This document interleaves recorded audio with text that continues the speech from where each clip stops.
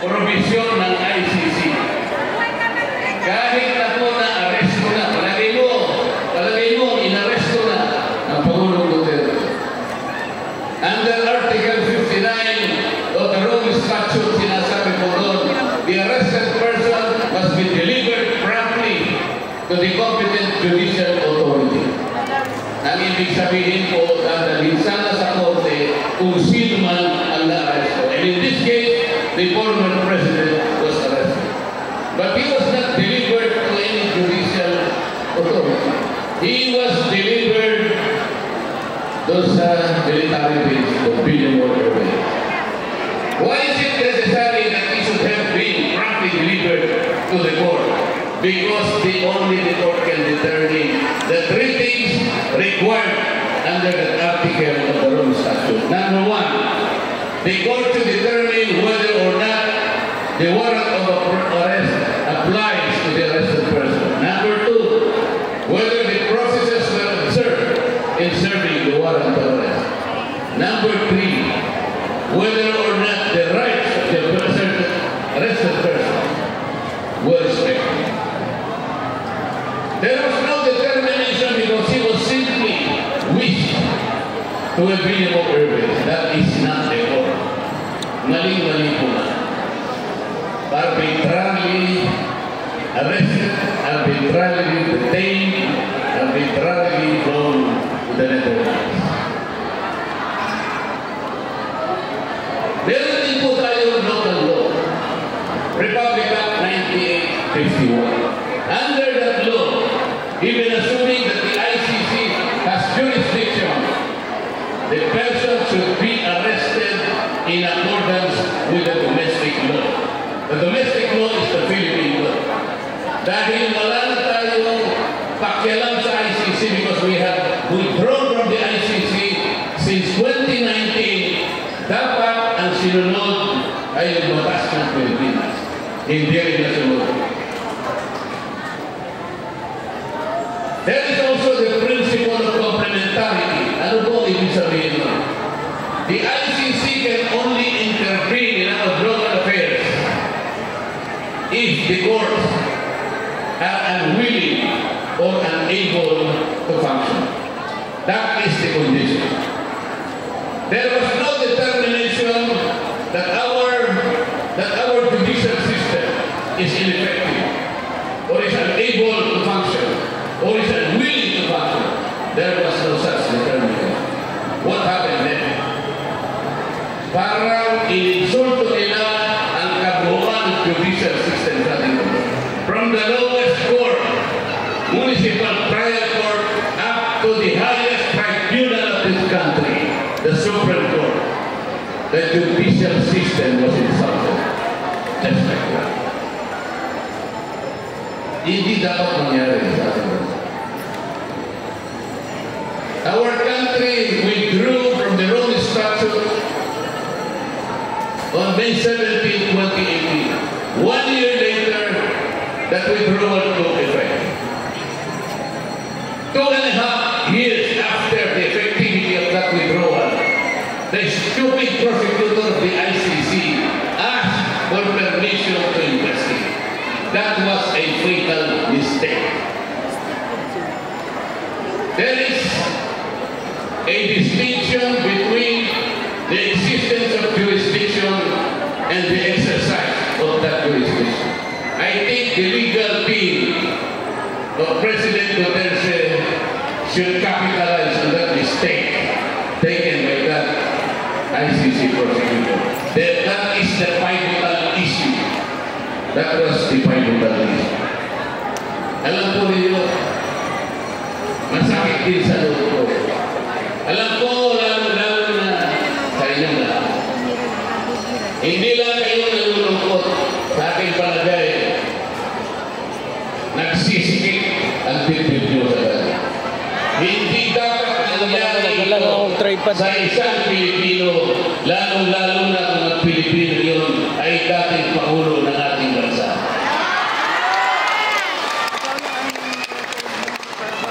Kung sakali lang, kung sakali lang naman, may kasalanan talaga si Pangulo Duterte.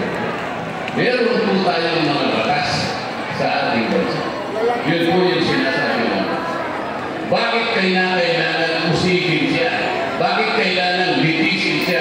At hatulan pa sa ibang bansa ng isang hukuman na hindi na natin kinikilala sa ngayon. Ito po ang problema. Wala na pong jurisdiction. Meron naman po nagyayabang ng mga abogado na hindi na magagamit yung Section 59. Kasi nag-withdraw na tayo, hindi na tayo member. Eh kung hindi ba naman gagawin yung abogado na yun, wala na pala tayo, hindi na pala tayo member. O bakit ka pa hinuli si President Duterte? Napakasimple naman sa bakit ka pa hinuli?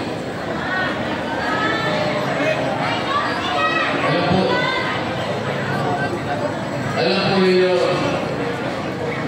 kailangan po natin ipaglaban yung tama. Kailangan po natin itama lahat yung mali.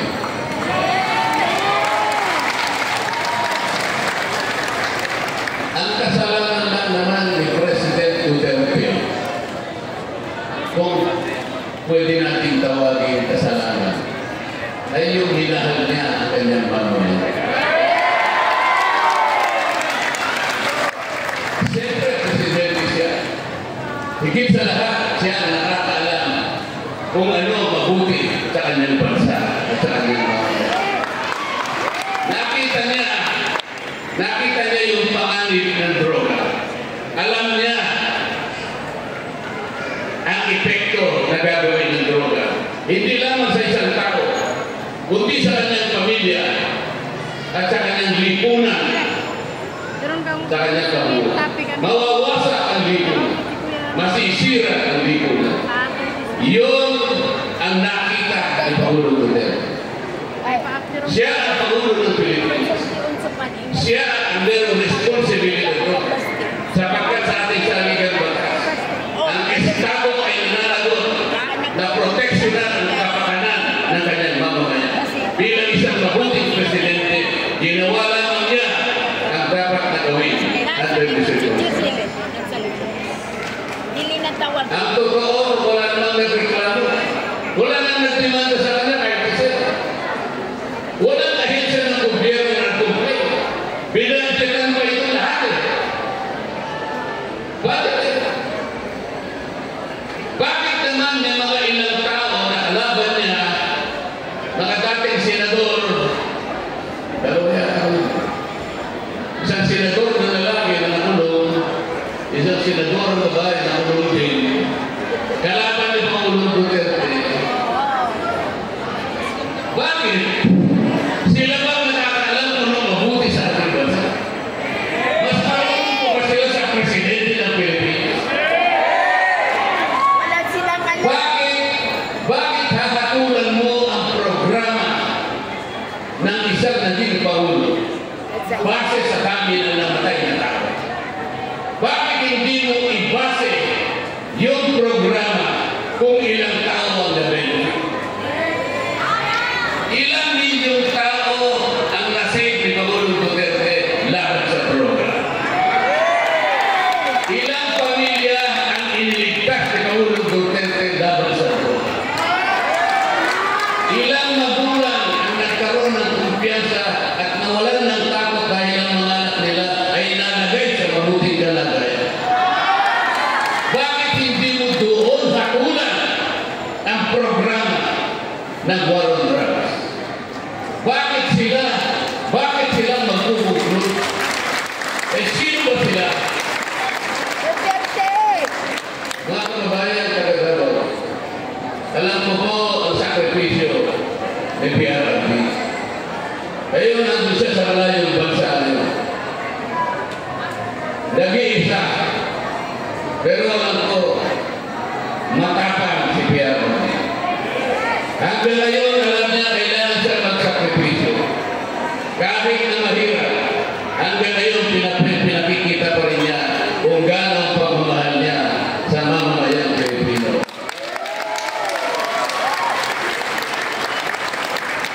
PRRD is the image of courage and sacrifice. PRRD is the embodiment of a leader who gave his all to his fellow Filipinos, but he asked for nothing. PRRD is the embodiment of a brave, strong, and enduring leader who can give his life to his people.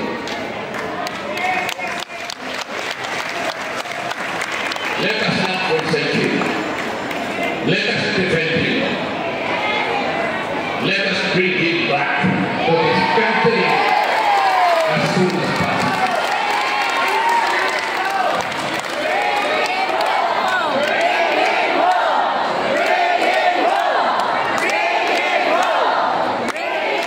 Let us not lose hope.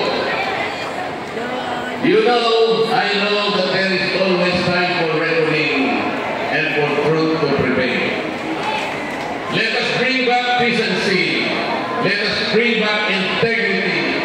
Let us bring back accountability in this country. Let us bring back our patriotism, our devotion. Let us give him the full support, the kind of support that only the Filipino can give. And you can approximate that kind and extent of support depending on how much you love your country. Let us bring back the core values of the Filipino that define us. Those core values that describe us to who we are. Let us bring back PRRD home. Mga kababayan, magagawa po natin ito. Together we can do this. But you will have to help us also. The turning point is May 12, the elections. Alam na po ninyo kung anong gagawin ninyo. Merong isang team dyan. Hindi ko alam ang pangalan ng team. Hindi sila kumikibo. Wala silang sinasabi. Hindi ko alam kung alam nila na dinukot si Pangulong Duterte.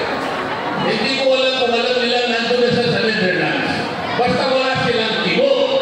Parang walang nangyari sa bansang ito. Yun ang team. Hindi ko alam ang pangalan ng team.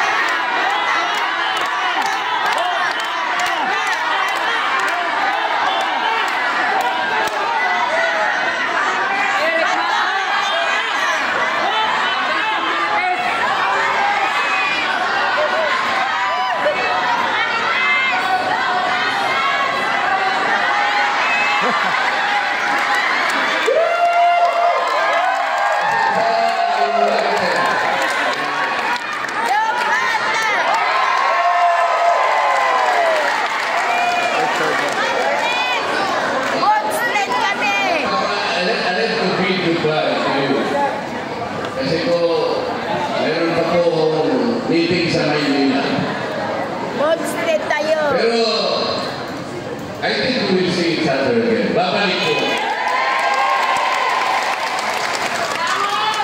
Para naman sa ganun, ay magandang pagkikita natin sa aming muling pagbabalik. Kasi po kami ay senador na ng ating bansa.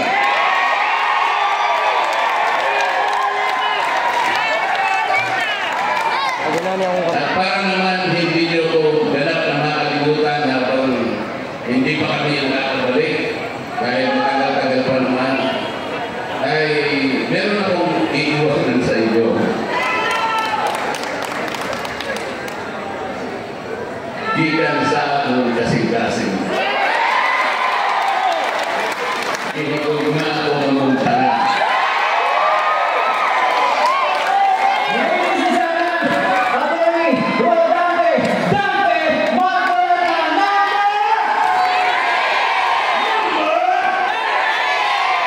Yes, salamat po, Attorney Dante Marcoleta. Anyway, wow, napakasarap talagang pakinggan pala yung sinasabi mo ay galing sa puso. Tama mo ba? Tama! Yes! Of course, ganun talaga. Sa Team Duterte talaga mga totoong tao yan. Totoong puso ang meron yan, okay? Tama ba? Yes. Why we are here? Because of the Green Rice Action Movement. Ito po yung run, launching ng Green Rice. Tama po ba? Yes. Itong Green Rice Action is supported by our favorite senators who are here, our running senators who are here. Kaya po ay para po yan kay Tatay Digong. This is not a political rally, but this is for the hashtag Bring Him Home para